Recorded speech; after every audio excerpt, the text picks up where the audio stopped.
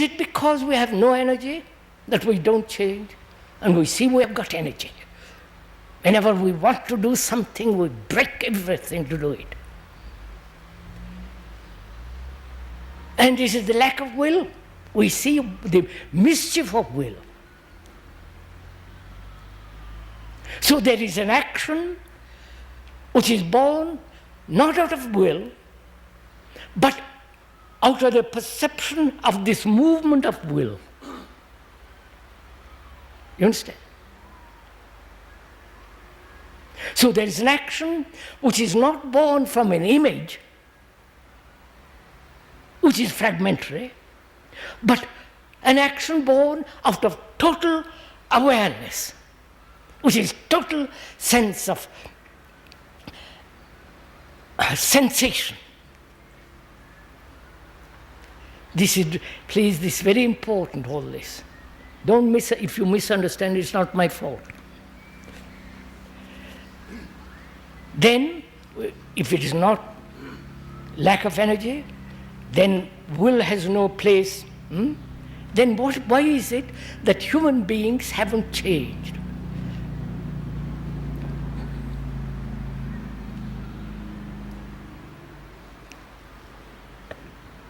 Is it that they're always thinking of reward and punishment, which is the motive for our operation? We are brought up from childhood on that basis. Reward if you are good, punish if you are not. Reward if you struggle, climb the ladder, you are rewarded. You become the executive or the president or God knows what else, or the bishop.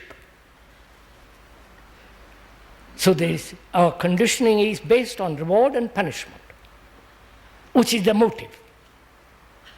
A motive based on reward and punishment. Motive means a movement. The word itself means a movement.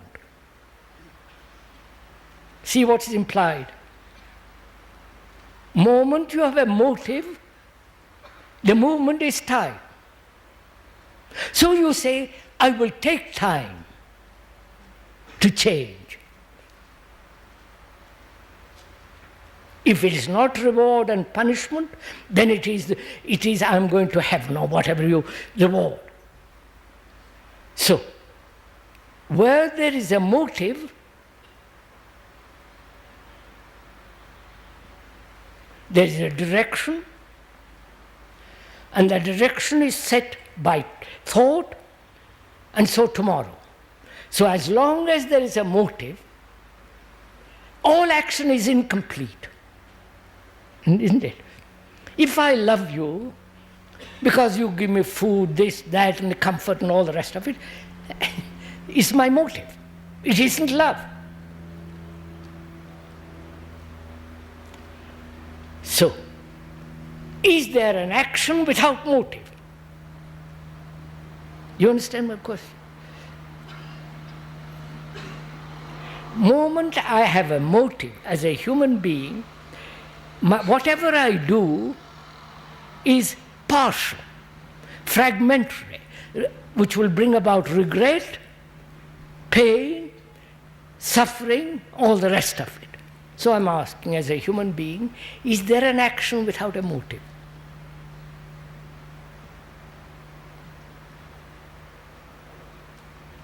Don't translate it into saying love. Because that word is so abused, so heavily laden. Don't bring in that word. We'll discuss it another time. So is there an action in which there is no tomorrow, no will, only total energy? Isn't it? When you have total energy, there's total action. You understand? I wonder if you get this. Look, we are fragmented human beings. Go to the office, or the factory, or the garden, and that's a field by itself. And our family is a field by itself. My ambitions, my desires is another fragmentation.